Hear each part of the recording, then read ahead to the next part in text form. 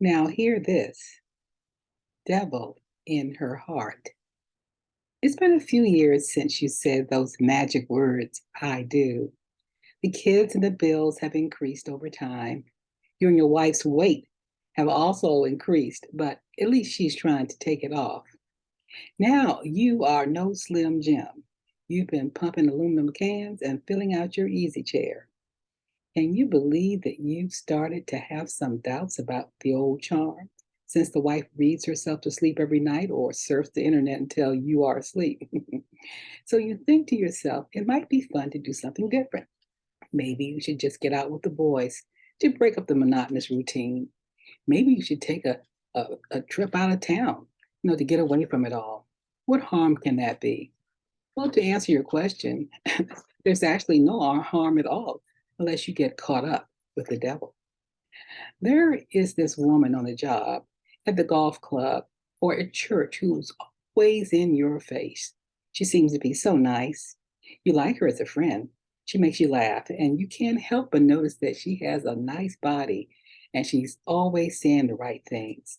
As a matter of fact, if you were still available, you might even have to add her to your collection of conquests.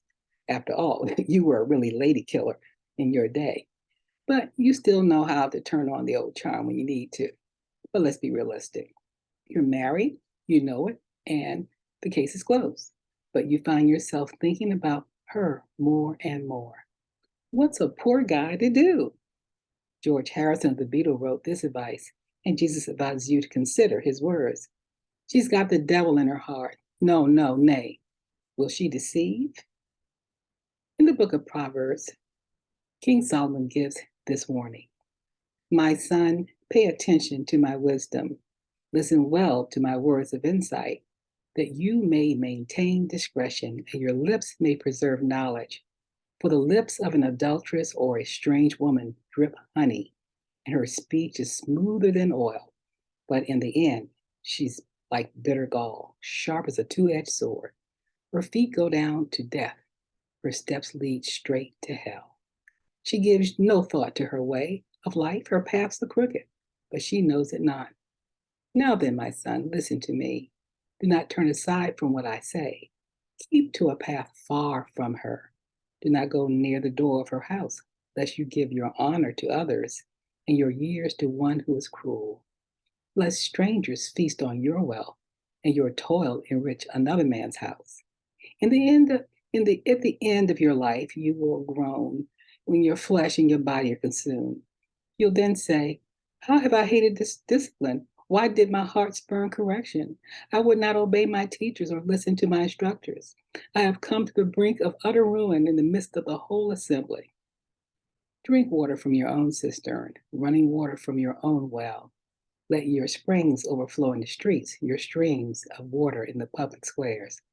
Let them be yours and yours alone, never to with strangers. May your fountain be blessed, and may you rejoice in the wife of your youth, a loving doe, a graceful deer. May her breast satisfy you always. May you ever be captivated by her love. So why be captivated, my son, by an adulteress? Why embrace the bosom of another man's wife? For man's ways are in full view of the Lord, and he examines all his paths. The evil deeds of a wicked man ensnare him, the course of sin hold him fast.